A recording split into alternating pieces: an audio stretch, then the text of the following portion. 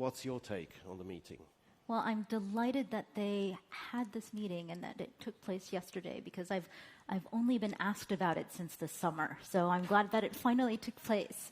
Look, I think it's a really good thing. It's really important. I think rightly there's been a lot of attention on this particular meeting. It is in person, was in person.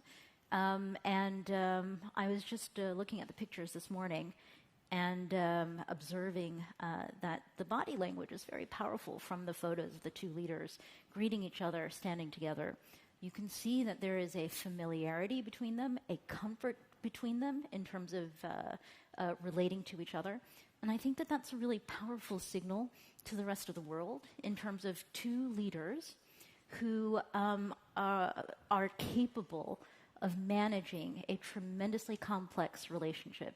If you look at the U.S.-China relationship, I say this over and over again because it's my way of emphasizing the truth of it, which is the U.S.-China relationship is of profound consequence, not just to our two countries and our people, but for the entire world. What you saw yesterday was that the two presidents had a very candid discussion about their respective priorities, perspectives across a range of issues. I think that the conversation was over 3 hours long. President Biden made clear that the United States will continue to vigorously compete with China, including by making investments at home. And you've seen the Inflation Reduction Act, the CHIPS and Science Act, and by aligning with allies and partners where we have shared interests and challenges with respect to the impacts of Chinese policies on our economies and our people. At the same time, President Biden noted that the United States and China must work together on transnational issues like climate change, global food security.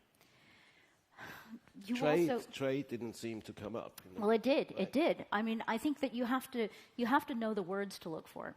So President Biden has also indicated that he raised with President Xi something that we have raised consistently: U.S. concerns about the negative economic impacts of China's non-market economic policies on American workers, families, our economy, which are impacts that are not just felt by us, but by others around the world as well. I think that one of the most important takeaways is that the two leaders have tasked their senior officials to continue to communicate, and we are looking forward to building on the open and candid conversations that we have been having with our counterparts in Beijing. If you look at tariffs, I mean, you sound pretty optimistic that we're sort of on a path to an improved relationship. But do you see any movement on tariffs in the next year or so? I don't know about improved relationship, but I do want to emphasize I'm optimistic about the capability to manage an important and complex relationship. With respect to tariffs, again, I think that is part and parcel with the non-economic practices concerns, and we will continue to work on those issues. Why do you keep the tariffs? Why do we keep the tariffs? Yes. Well, I'm thinking about how far back to go in terms of the narrative of tariffs. The tariffs have been imposed under Section 301 of the Trade Act of 1974. That is a trade enforcement statute. Those tariffs are intended to be a rebalancing, playing field leveling measure.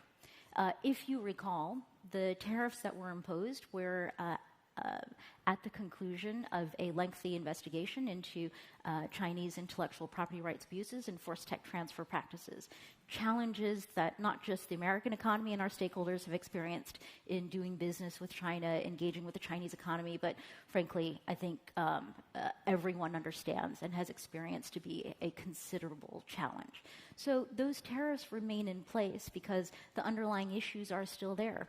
And we have been engaging with China on the tariffs, on the underlying issues, on the non-market economic practices and their impacts. We've not got resolution yet. We will continue to press.